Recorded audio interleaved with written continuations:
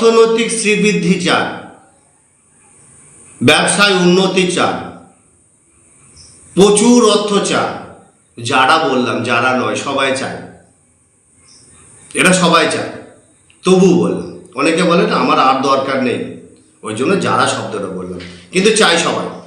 যাই হোক, কি করবেন সেদিন মা তারা বা যে কোনো আপনার কাছের পিঠের 51 পিঠের এক পিঠে হলে খুব ভালো হয়, বা যে কোনো সিদ্ধ পিঠে, বা আপনার কাছাকাছি কালী মন্দিরে, সেখানে গিয়ে কৌশিকী অমাবস্যাটা হচ্ছে মা দুর্গা মা দেবী পার্বতীর একটা রূপ, সেখান থেকে গিয়ে যদি না পান গ্রামের কাছাকাছি পাড়াতে শহরে যেখানেই থাকুন না কেন, যে কোনো দুর্গা মন্দিরেও হতে পারে, একটা সাদা পদ্ম ফুল জোগাড় করবেন।